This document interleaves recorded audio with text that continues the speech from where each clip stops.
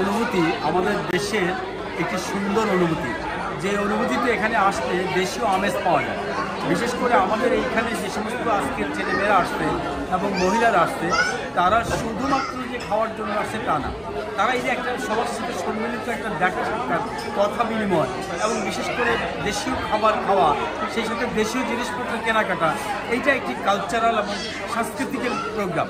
এই সাংস্কৃতিক প্রোগ্রাম আমাদের কন্টিনিউ হওয়া উচিত, প্রতি মাসেই হওয়া উচিত, যাতে করে আমাদের দেশের লোকজনের মধ্যে একটা হৃদ্যতা, আন্তরিকতা সৃষ্টি হয়। সেটাই আমরা আশাবাদী।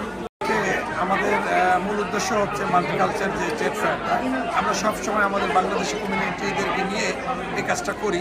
তো এখন আমরা কয়েকটা দেশ নিয়ে এই কাজটা করছি। আলহামদুলিল্লাহ, আমি চাই আমাদের বাংলাদেশের সম্পূর্ণ যে আমাদের কমিউনিটিগুলি আছে তারা যাতে আমাদের এখানে আসে, এবং আমার মতো যাতে আরও অনেক ভাই বোনেরা আছেন, আরও রেস্টুরেন্টের মালিকেরা আছেন, তারা যাতে এরকম আমাদের দেশকে নিয়ে এই কাজগুলি করেন, তাতে আমাদের নিজের জন্য অনেক ভালো হয়। আমরা সবাই একই সাথে মিলিত হয়ে চলাফেরা করতে পারি, দেখা সাক্ষাৎ করতে পারি। এটা আমাদের বিদেশের মাটিতে আমি মনে করি অনেক ভালো হবে। এই উদ্দেশ্য ছিল আমার আজকে। আসলে আজকের যে মিলন মেলা, স্পেশালি যে ফ্যামিলিদের মিলন মেলা, তিনটে দেশ মিলিয়ে বাংলাদেশ, ইন্ডিয়া, পাকিস্তান, যে ফ্যামিলি গেট টুগেদার, আসলে সত্যি বিদেশের মাটিতে এটি অসাধারণ একটা জিনিস। আমি সত্যি আনন্দিত। আমাদের দেশীয় কৃষ্টি কালচার, এখানে খাবার বা বিভিন্ন দেশীয় পোশাক এখানে বিক্রি হচ্ছে। এগুলা আমাদের লিসবনে বাংলাদেশি কমিউনিটির ভিতরে আমাদের আরও ত্বরান্বিত করা দরকার, আমাদের ফ্যামিলি বা বাংলাদেশি কৃষ্টি কালচারকে বিদেশের মাটিতে তুলে ধরার জন্য। বলেন।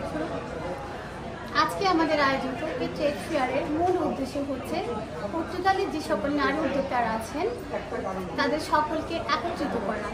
আমরা চাচ্ছি এখানে যে সকল আপুরা আছেন তাদের বিজনেসটার জন্য একটা প্ল্যাটফর্ম ক্রিয়েট করে দেওয়ার জন্য। আমরা বিশ্বাস করি এই ধরনের মেলার মাধ্যমে ওনারা ওনাদের বিজনেসটাকে একটা শক্ত অবস্থানে দাঁড় করানোর জন্য একটা প্ল্যাটফর্মের প্রয়োজন। সবসময় আমরা চেষ্টা করে যাই ওনাদেরকে একটা সুন্দর প্ল্যাটফর্ম দেওয়ার জন্য, যেন ওনারা ওনাদের বিজনেসটাকে একটা সুন্দর অবস্থানে দাঁড় করাতে পারে। আমি পার্সোনালি বিশ্বাস করি প্রতিটা মেয়েরই একটা আইডেন্টিটি থাকা উচিত।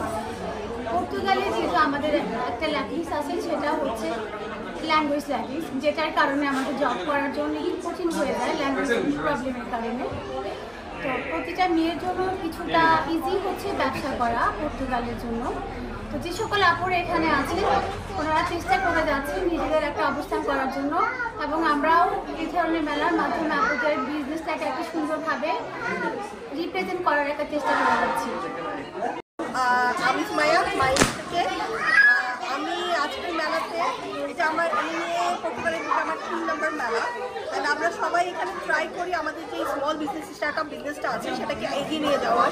স্পেশালি মাহমুদা আপু, উনি আমাদের একটা প্ল্যাটফর্ম করে দিচ্ছে গত বছর থেকে, যেখানে আমরা ইজিলি যত ধরনের আমরা মেয়েরা আছি, মহিলারা আছি, যারা কিনা যে কোনো একটা বিজনেস স্টার্ট করতে চায় তাদের জন্য একটা সুযোগ করে দিচ্ছে যে হ্যাঁ আমরা একটা মেলা ব্যবস্থা করতেছি, এখানে সেই সবাই সবার প্রোডাক্ট, প্রত্যেকের খাবার বা যে কোনো যে যেটা পারে সেই বিজনেসটাকে উঠে আনার জন্য।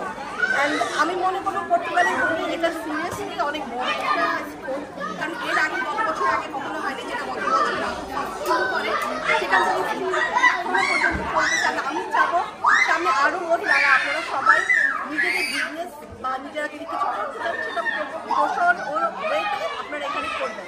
অ্যান্ড প্রত্যেকবার আমাদের মেলাতে অ্যাটেন্ড করবেন, এটা ফিডব্যাক ডেফিনেটলি পাবেন মার্কেটিংয়ে। আজকে হচ্ছে আমরা এখানে মেলায় স্টল দিয়েছি। এখন আমাদের স্টলে হচ্ছে আপনারা বাংলাদেশি জামা কাপড়, থ্রি পিস এবং সাথে চুড়ি, জুয়েলারি, অ্যাক্সেসরিজ পাবেন।